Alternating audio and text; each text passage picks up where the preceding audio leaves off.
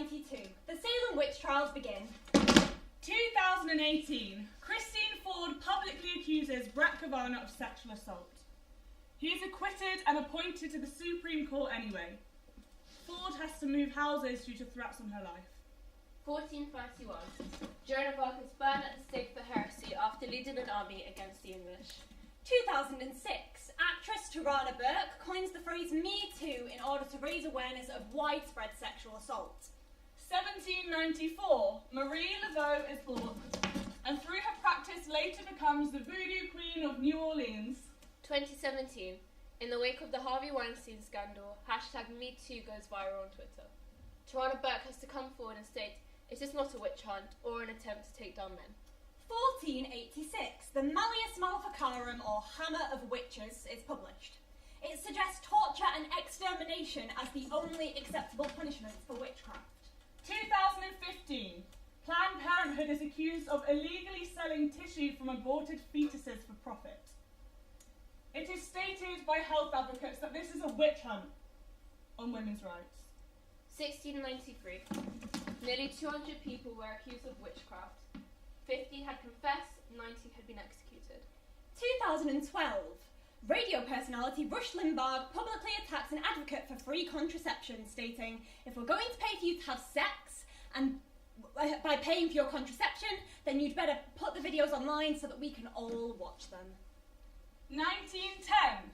The National Opposition for Women's Suffrage is founded in London. Its president, Lord Cromer, says that he believes women's suffrage to be a threat to the British Empire. 2011. A Toronto police officer stated, if women do not want to be victimised, then they should avoid dressing like sluts. This inspires the first slut walk. 1735. Great Britain's Witchcraft Act makes it illegal for anybody to claim that they are magical or to accuse another person of witchcraft. 2016. A video goes viral of Donald Trump saying he feels entitled to grab a woman by the pussy. He is elected president later that very same year. 2017.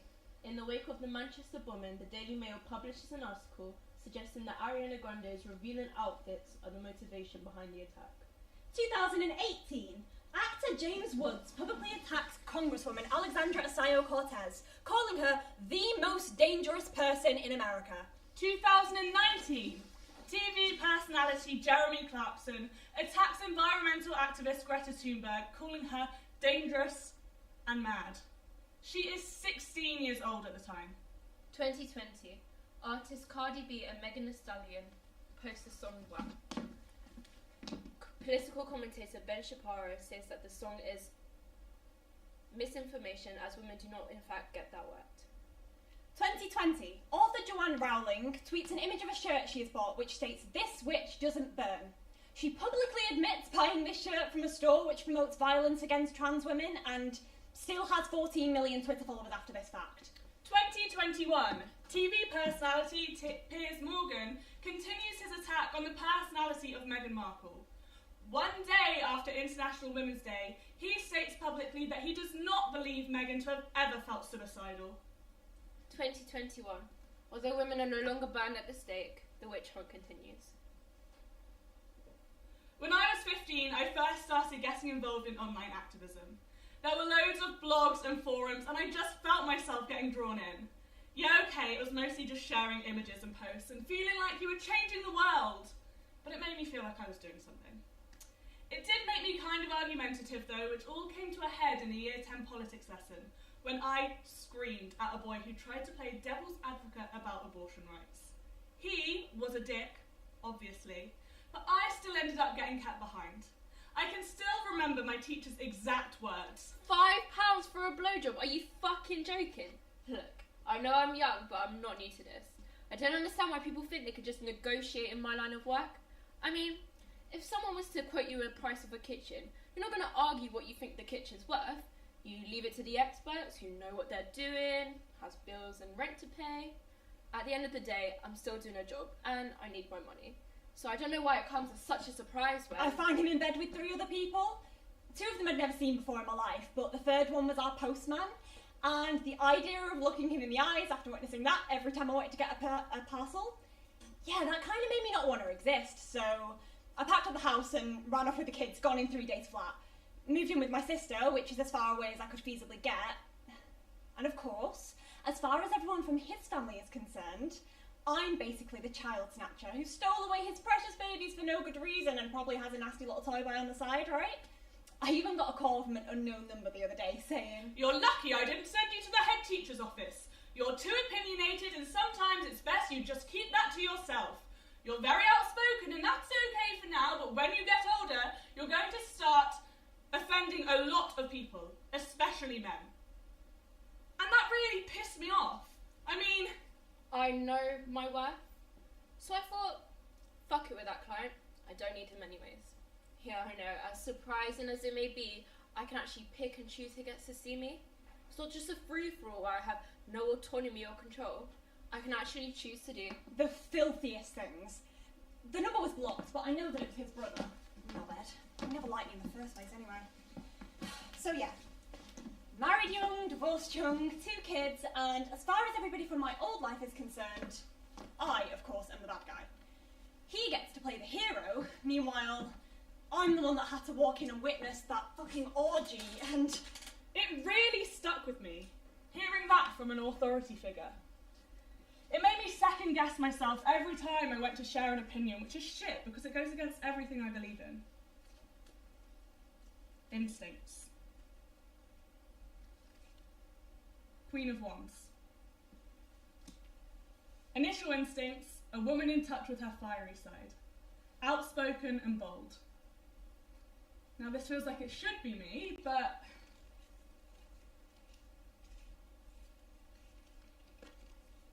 King of Cups. The embodiment of self-control, emotional control. Knowing when to pipe down or watch your tone or shut your mouth.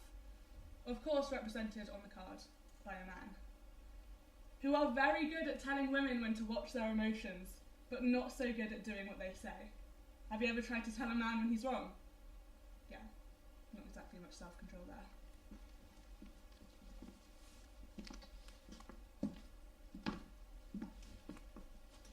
what I want, I get to choose, no matter what all you little saviours want to think.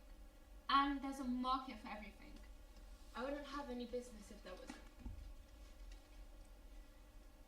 The devil. Seduction, power, fear, and stress. That's how I'm seen. But it's a load of shit. I mean, apart from the bondage part. Everyone always thinks that I need saving from men or men need saving from me. The lion. Both strength and destroyer. A bit like me. But no one ever thinks that maybe I don't want to be perceived that way.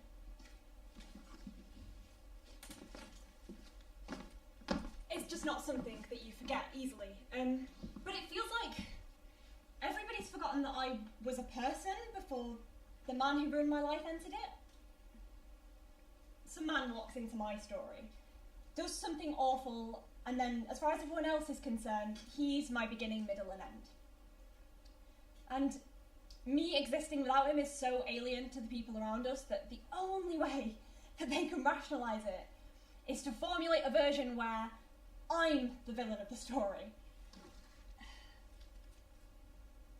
And the funny thing is, I kind of knew that something like this was going to happen. I just figured that I'd be the one to change him. The fool.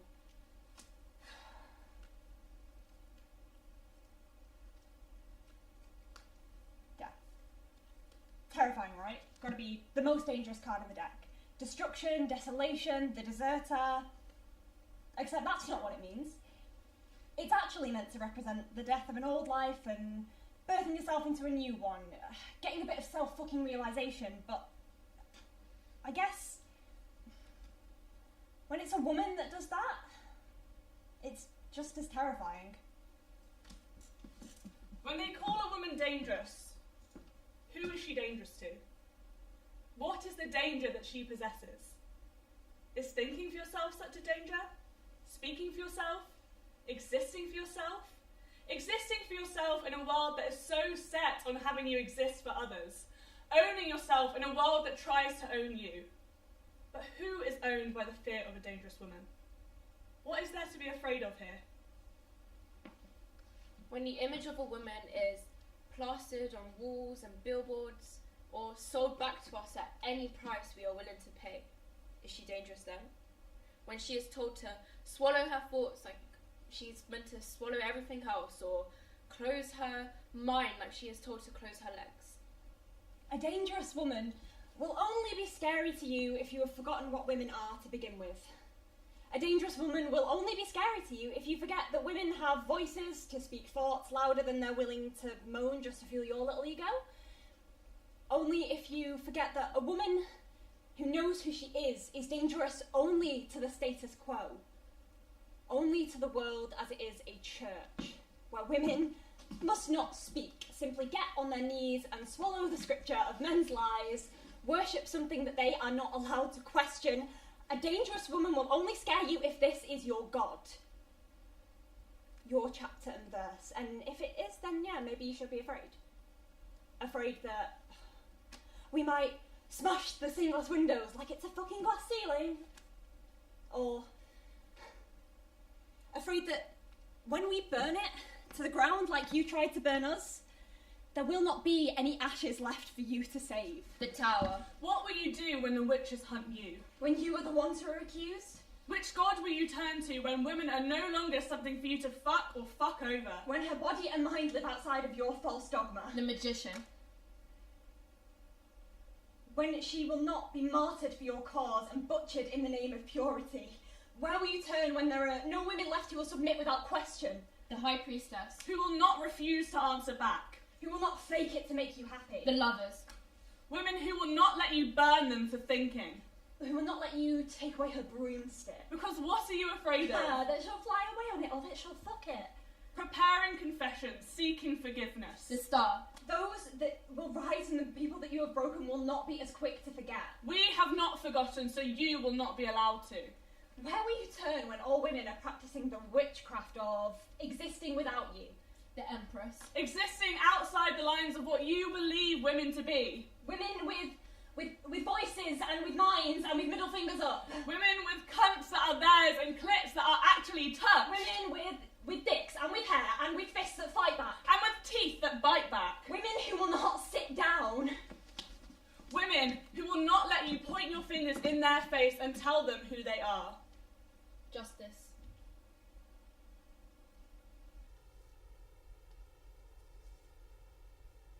What is a witch? A magical woman. A strong woman. Okay. Someone in touch with their intuition, but they can use it for either good or bad. Someone to be feared.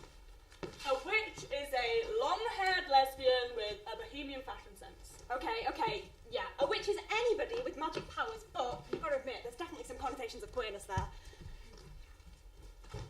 A witch are crones in black pointy hats and capes, but also a woman with power. Any power. Witches are the matriarchy instead of the patriarchy, and that's what makes them scary, but too fucking bad men, I guess. They are cool skull ring collectors from Etsy. Oh, a witch is a bitch, just with more skills. A witch is just like you and me, I guess. A witch is a feisty, magical